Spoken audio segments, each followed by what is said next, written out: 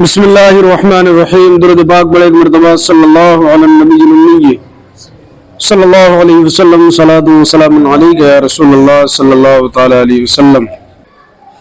سجدہ حدیث پاک میں اللہ کے نبی صلی اللہ علیہ وسلم نے ارشاد فرمایا سب سے زیادہ قرب بندے کو اس حالت میں ہوتا ہے کہ وہ سجدے میں ہو.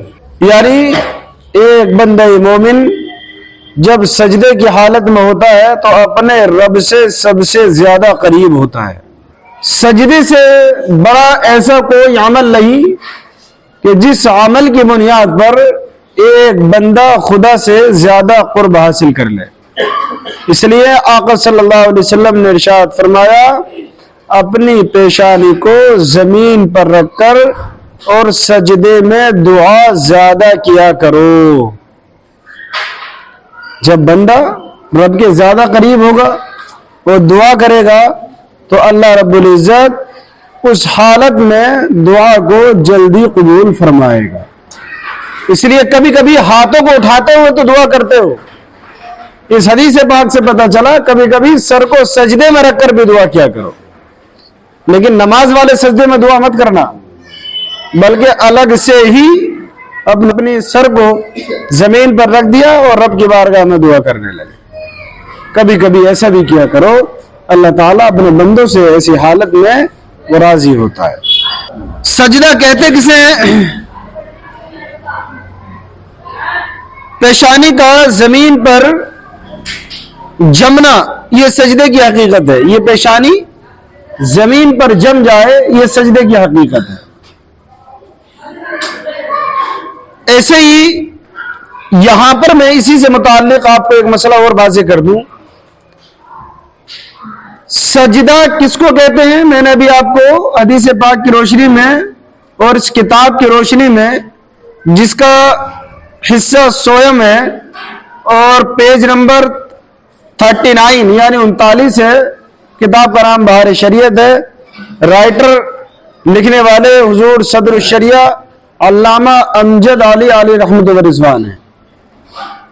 انہوں نے فرمایا کہ سجدہ کہتے ہیں پیشانی کو زمین پر رکھنا کہ پیشانی زمین پر جم جائے.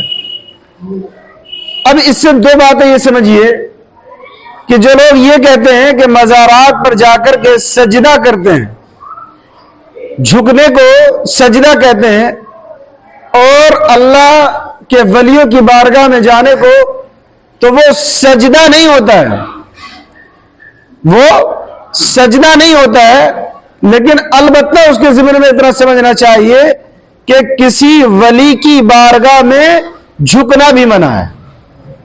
ایسی حالت بنے جو سجدہ جیسا ظاہر ہوتا ہو, اور وہاں پر اپنی پیشانی کو جیسے بعض لوگ اجمیر کی دھرتی پر, اور آپ کو محبوب الہی نظام الدین اولیاء کلیر شریف کے اندر بہت سے ایسے ہمارے جن کو پتہ نہیں ہے, علم نہیں ہے, وہ آپ کو ملیں گے کہ وہ پورے کے پورے سجدے میں گر جاتے ہیں.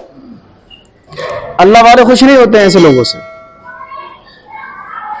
اللہ والے خوش نہیں ہوتے ہیں, کیونکہ شریعت کا مسئلہ یہ ہے کہ یہ سجدہ کسی نبی کے لیے بھی جائز نہیں ہے, کسی ولی کے لیے جائز نہیں, سجدہ صرف خدا کو کیا جاتا ہے. اس لیے جب مزارات پر جائیں تو طریقہ یہ ہے کہ فرماتے ہیں اعلیٰ حضرت کہ جتنا زندگی میں ان بزرگ کا ادب و احترام بندہ کرتا, بعد وصال ظاہراً جو دنیا سے گئے ہیں تو ایسا ہی ان کا ادب و احترام کرنا یہ بعد انتقال بھی لوگوں کے لیے ضروری ہے. جیسے جائیں مزارات پر جانا چاہیے. مزارات پر جانے سے, اللہ والوں کی بارگاہ میں جانے سے قسمت کی جو گریں ہوتی ہیں وہ کھلتی ہیں. اللہ تعالیٰ ان کی بارگاہ میں دعاؤں کو جلدی قبول فرماتا ہے. لیکن طریقے سے جانا چاہیے. ایسا نہیں جانا چاہیے کہ جا تو مزار پر رہے ہیں اور ایک وقت کی نماز نہیں پڑھ رہے. اللہ والوں نے نماز کا درس دیا. جہاں جہاں آپ کو مسجدیں ملیں گی, جہاں جہاں آپ کو مزارات ملیں گے, کوئی مزار ایسا آپ کو نہیں ملے گا کہ مزار کے پاس میں مسجد نہ ہو. غور کر لو, آپ اپنے ذہن کو دوڑا لو. جہاں جہاں مزار ہوگا وہاں وہاں مسجد ہوگی۔ اب اگر کوئی نماز چھوڑتا ہوا جائے تو بتائیے کہ وہ صلی اللہ والے اس سے راضی ہوں گے؟ نہیں راضی ہوں گے۔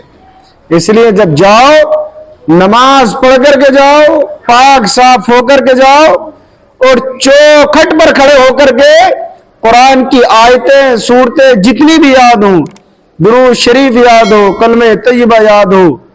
کوئی ضروری نہیں ہے کہ آپ جا کر کے چادر چومو، یہ بھی کوئی ضروری نہیں ہے کہ جا کر کے چادر چومو، بلکہ پیچھے کھڑے ہو جاؤ، چند ہاتھ کے فاصلے پر ہاتھ باندھو، قرآن کی آیتوں کی تلاوت کرو جو یاد ہو، اور بعد میں ہاتھ اٹھا کر کے دعا اس طریقے سے کرو، اے اللہ تیرے نیک بندے کی بارگاہ میں حاضر ہوا، ان کے صدقے سے یہ پریشانی ہے، یہ مصیبت ہے، یہ آفت ہے، یہ اس بلا میں مبتلا ہوں، اے اللہ تو ہی ساری پریشانیوں کو دور کرنے والا ہے، ان کے صدقے میں سے پریشانیوں کو دور فرما دے۔ مانگو خدا سے ہی، مانگو خدا سے ہی، لیکن ان کی بارگاہ میں جب جا رہے ہو تو ان کی بارگاہ کا وسیلہ طلب کر کر کے اللہ رب العزت کی بارگاہ میں سوال کرو۔